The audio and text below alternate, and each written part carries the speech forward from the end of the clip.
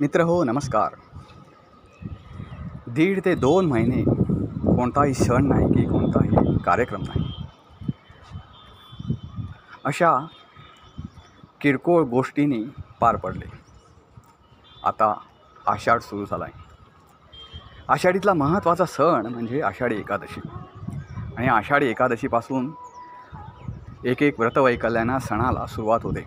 ती अगदी गणेशोत्सव असेल, नंतर त्यानंतर येणारे सावित्री अमावास्या असेल, त्यानंतर येणारा दसरा असेल, नवरात्र असेल, दिवाळी असेल, इथपर्यंत हे सणाचा मोठा माहोल सुरू राहतो. तर मित्रांनो, या सणांच्या माहोलाला सुरुवात होते ती आषाढी एकादशीपासून. आषाढी एकादशी आता काही दिवसांवर येऊन ठेपले. मित्रांनो, आषाढी एकादशीचा उल्लेख झाला की पंढरपूरच्या वारीशिवाय तो उल्लेख कंप्लीट होऊ शकत नाही. कारण पंढरपूरची वारी ही आषाढी एकादशीला एका वेगळ्या उंचीवर नेऊन ठेवते. लाखो लोक या वारीतून जातात, लहान मुलांपासून अगदी वयोवृद्धांपर्यंत. या वारीमध्ये जाणाऱ्या लोकांमध्ये काही फार शिकले सवरलेली लोक नसतात, देवभोळी लोक असतात. पण तरीसुद्धा वर्षानुवर्षाचं नियोजन अजिबात फेल होत नाही.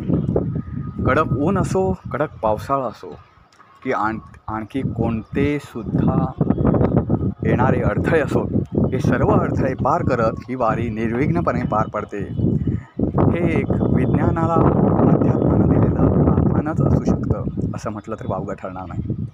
मित्रांनो, आजचा व्हिडिओ आहे या वारीवर. ही वारी नेमकी कशी होते, किती वर्षाचा या वारीला इतिहास आहे, इथपासून ते पंढरपूरच्या श्री विठ्ठलाच्या मंदिराचा इतिहास काय आहे, इथपर्यंतची माहिती आपण या व्हिडिओतून घेणार आहोत. तर व्हिडिओला शेवटपर्यंत बघायला विसरू नका, कुठंही स्किप न करता. मित्रांनो, वारीची ही परंपरा 800 वर्षांपेक्षासुद्धा अधिक जुनी असल्याचं दिसून येतं. महाराष्ट्रातील विविध गावांमधून अगदी कानाकोपऱ्यातून लाखो भाविक विठ्ठलनामाचा गजर करीत ही परंपरा आजही जपत आहेत. आषाढ आणि कार्तिक या दोन्ही एकादशीला ही वारी होते ती मोठी असते. पण आषाढी एकादशीची वारी ही सर्वात महत्त्वाची आणि सर्वात मोठी मानली जाते. आळंदीमधून संत ज्ञानेश्वर यांच्या पादुका आणि देहू या स्थळांवरून संत तुकाराम यांच्या पादुका पालखीत ठेवून ती पालखी रथातून पंढरपूर येथे मार्गस्थ होते. संत ज्ञानेश्वर, संत तुकाराम, संत एकनाथ हे वारकरी संप्रदायातील महत्त्वाचे संत म्हणून ओळखले जातात. वारकरी संप्रदायांमध्ये लहान मोठा, श्रीमंत गरीब हा भेद नाही. वारकऱ्यांच्या मुखात केवळ विठ्ठलनामाचा गजर असतो. एकादशीच्या दिवशी नित्यनेमाने न चुकता पंढरपूरला जाणे म्हणजेच वारी, अर्थात नित्यनियम म्हणजे वारी. जो नियमित वारी करतो त्याला वारकरी असे म्हटलं जातं. पंढरीत जाऊन चंद्रभागा नदीत स्नान करून विठोबाचे दर्शन ही एकच इच्छा वारकऱ्यांच्या मनात असते. याच भक्तिपोटी वारकरी वारी चुकवत नाही, अशी भागवत संप्रदायाची ठाम धारणा आहे. एकादशीला चंद्रभागेत स्नान करून विठ्ठलाचे दर्शन घेणे आणि त्यातून प्राप्त होणारे आध्यात्मिक सुखाचे वर्णन हे शब्दात मांडणं अवघड आहे. वारीबद्दल उत्सुकता इतकी की जागतिक स्तरावरही याचा अभ्यास सुरू आहे. जागतिक पातळीवरील वारीचा हा अनुभव घेण्यासाठी अनेक अभ्यासक आणि संशोधकसुद्धा या वारीत सहभागी होतात. आषाढी एकादशीला पंढरपूरला आळंदीहून ज्ञानेश्वरांची, देहूवरून तुकारामांची आणि त्र्यंबकेश्वरहून संत निवृत्तीनाथांची, पैठणहून संत एकनाथांची तर उत्तर भारतातून संत कबीरांची पालखी एकत्र येते. शेतकरी आपल्या शेतात पेरणी करतात आणि मग वारीसाठी निघतात. वारी करून विठोबाचे दर्शन घेऊन घरी जाईपर्यंत त्यांच्या शेतात जोमाने झालेली पिकांची वाढ बघून शेतकऱ्याला एक नवीन ऊर्जा मिळते. पंढरीच्या वारीची परंपरा ही बरीच जुनी असल्याचं सांगण्यात येतं. सुमारे 13व्या शतकामध्ये ही परंपरा असल्याचा उल्लेख आढळतो. काही ठिकाणी ही परंपरा 800 वर्षांपासून चालू असल्याचं सांगितलं जातं. संत ज्ञानोबांच्या घराण्यात पंढरीच्या वारीची परंपरा होती तेव्हा संत ज्ञानोबांनी भागवत या धर्माची पताका खांद्यावर घेतली. तसंच सर्व जातीपातीच्या लोकांना आणि समाजाला एकत्रितपणे या वारीच्या सोहळ्यात सामील करून घेतलं. हेच व्यापक रूप जपत पुढे संत एकनाथ महाराज, संत तुकाराम महाराज यासारख्या संतांनी वारीची परंपरा पुढे चालू ठेवली. मित्रांनो, वारीमध्ये तुम्ही पाहिला असाल की अनेक महिलांच्या डोक्यावर तुळशीचं रोप असतं, तुळशी वृंदावन असतं. तर त्या तुळशीचं महत्त्व वारीमध्ये काय असतं ते आपण जाणून घ्यावं, म्हणजे आध्यात्मिकदृष्ट्या आणि वैज्ञानिकदृष्ट्यासुद्धा. वारीत डोक्यावर तुळस घेतलेल्या महिला आपल्याला नजरेस पडतात. आता ही तुळस डोक्यावर घेऊन या महिला का चालत असतील असा प्रश्न साहजिकच उपस्थित होणं स्वाभाविक आहे. तुळस ही भगवंतापेक्षाही मोठी आहे असं मानलं जातं. तुळस वंदावी वंदावी, संता घरी माऊली तुळस वंदावी, अशी भावना वारीतल्या अनेक महिला बोलून दाखवतात. शास्त्रात तुळशीला अनन्यसाधारण महत्त्व प्राप्त झालं आहे. तुळस ही श्री विष्णूंना प्रिय आहे असं सांगितलं जातं. श्री विष्णूच्या प्रत्येक पूजेत तुळस वाहावी लागते. दुसरीकडं पंढरीचा विठुराया म्हणजे श्री विष्णूचं एक रूप मानलं गेलं आहे. साहजिकच तुळस जशी श्री विष्णूंना प्रिय तशीच ती पंढरीच्या विठ्ठलालाही अत्यंत प्रिय आहे. तुळशीत देवी लक्ष्मी वास करते, त्यामुळे तुळस डोक्यावर घेऊन जाण्याची भावना या महिलांमध्ये पाहायला मिळते. वारीच्या बाबतीत बोलायचं झालं तर लाखो वारकरी रोज पंढरपूरच्या दिशेनं मार्गक्रमण करत असतात. अशात लाखो श्वासोच्छ्वास दर सेकंदाला होत असतात. यात उच्छ्वासाने हवेतल्या ऑक्सिजनची पातळी कमी होते. मग हीच ऑक्सिजनची पातळी संतुलित राखली जाते, ती या तुळशीमुळं. डोक्यावरच्या तुळशीनं आसपासच्या 20 ते 25 फुटापर्यंतच्या हवेत ऑक्सिजनची योग्य मात्रा राखण्यास तुळस मदत करते. मित्रांनो, आपण जुन्या पिढीला एक अशिक्षित, एक एजबार झालेली पिढी अशी हेटाळणी करतो, असं आपण त्यांना हिणवतो आणि आपण खूप मोठे शिकले सवरलेले आहे, आपली पिढी खूप सुशिक्षित आहे असं भासवतो.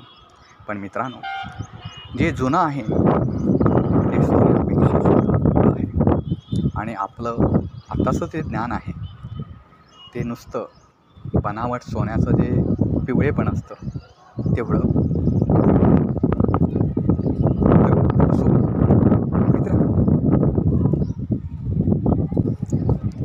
आता यानंतर आपण बघणार आहोत विठ्ठल मंदिराचा इतिहास. फार पूर्वी म्हणजे इसवी सन 596च्या आसपास काही ताम्रपट सापडले. त्यात या पंढरपूरचा आणि आसपासच्या गावांचा उल्लेख आढळून आला आहे. पुढच्या काही शिलालेखांमध्ये विठ्ठलाच्या मंदिराचा देखील उल्लेख सापडतो. यावरून हे मंदिर फार पुरातन असल्याचे दाखले मिळतात. विशेष उल्लेख करावा लागेल तो 12व्या शतकात जो शिलालेख आढळून आला त्याचा. हा लेख सध्या अस्तित्वात असलेल्या मंदिराच्या उत्तर दिशेला भिंतीवर आपल्याला दिसतो. पूर्वीच्या मंदिरानंतर तब्बल 84 वर्षांनी आताच्या मंदिराचा जीर्णोद्धार झाला अशी भाविकांची समजूत आहे. म्हणून भाविक या लेखाला आपली पाठ घासतात आणि 84 लक्ष योनीतून सुटका व्हावी अशी कामना करतात व मंदिरात प्रवेश करतात. भाविकांच्या सतत पाठ घासल्याने हा लेख देखील पुसट झाला, म्हणून आता त्याला तारेचं कुंपण घालण्यात आलं आहे. सभामंडप, गाभारा व अंतराळा हे या मंदिराचे मुख्य भाग असून सभामंडपात एकूण 16 खांब आहेत. तेथील एका खांबाला पूर्ण चांदीचे घालण्यात आले असून त्याला गरुड स्तंभ असे म्हटले जाते.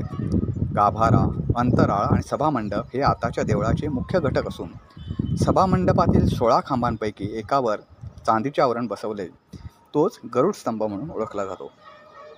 16व्या शतकात विजयनगरच्या कृष्णदेवरायानं भक्तीसाठी विठोबाची मूर्ती आपल्या राज्यात नेली होती, पण ती संत एकनाथांचे पणजोबा भानुदास यांनी परत आणली.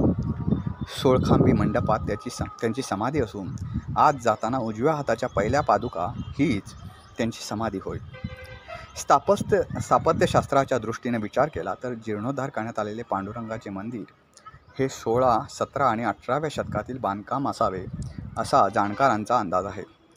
असे असले तरीही मूळ मंदिराचे 12व्या शतकातील अवशेष अजूनही इथे आढळतात. या देवळाच्या दक्षिणेला खंडोबा, व्यंकटेश अशी देवतांची लहान लहान देवळंसुद्धा आहेत.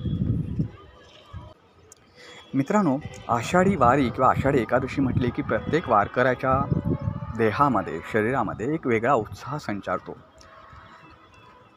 स्वतःचं वय हा उत्साह विसरायला लावतो आणि एक नवीन ऊर्जा घेऊन हा वारकरी वारीला निघतो. कित्येक किलोमीटर, शेकडो किलोमीटर पायी अंतर चालून क्षणाक्षणाचं योग्य नियोजन वर्षानुवर्ष चालत आलेलं आहे ते जपत ही वारी पार पडते. कल्पना करा, लाखोंचा समूह एका रस्त्याने जातोय. त्यांच्या मधोमध पालखी, कधी रिंगण सोहळा असतो किंवा कधी आणखी काही. पण प्रत्येक वारी कुठं रात्री वस्ती करणार, कुठं त्या वारीचं जेवण होणार, या सर्व गोष्टी वर्षानुवर्षे ठरलेल्या आहेत आणि इतक्या वर्षानंतरसुद्धा त्या तितक्याच पाळल्या जातात. मित्रांनो, आज एकीकडं जाती धर्मामध्ये विभागलेला आपला प्रदेश, माणसांमध्ये रुंदावलेली दरी, माणसाला माणूस नकोसा असताना ही लाखोंची वारी भेदाभेद विसरायला लावते. माणसातील भेद विसरायला लावते. माणसामध्ये उभी राहिलेली दरी कमी करते. आणि हो, महत्त्वाचं म्हणजे परस्परांमधील स्नेहभाव वाढवते. हे सर्व कशामुळे होतं? तर या सर्वांचं लक्ष असतं एकच, श्री विठोबाचं दर्शन. आणि तेही नाही झालं तर श्री विठ्ठलाच्या मंदिराचा कळसाचं दर्शन. हो, इतकं अल्पसंतुष्ट असलेली वारकरी, हा वारकरी समाज. मित्रांनो, भक्ती केवळ दिखाऊ नाही, तर ती आचरणात आणून शेकडो किलोमीटर दरवर्षी पायी चालत जाणारा हा वारकरी पंथ आपल्या प्रत्येकासाठी अभिमानाची गोष्ट आहे. पंढरीच्या वारीसारखी अशी कुठलीही आध्यात्मिक वारी तुम्हाला दिसणार नाही की जी एवढ्या मोठ्या संख्येनं पार पडते आणि वर्षानुवर्षे ती चालत आलेली आहे. म्हणूनच या पंढरीच्या वारीबद्दल संशोधकांनासुद्धा जिज्ञासा लागून राहिली. मित्रांनो, वारीबद्दलचा हा व्हिडिओ तुम्हाला कसा वाटला ते नक्की कळवा. चॅनलला सबस्क्राईब करायला विसरू नका. व्हिडिओला लाईक करा आणि जास्तीत जास्त शेअर करा. बोला पुंडलिक वरदा हरी विठ्ठल, श्री ज्ञानदेव तुकाराम, पंढरीनाथ महाराज की जय.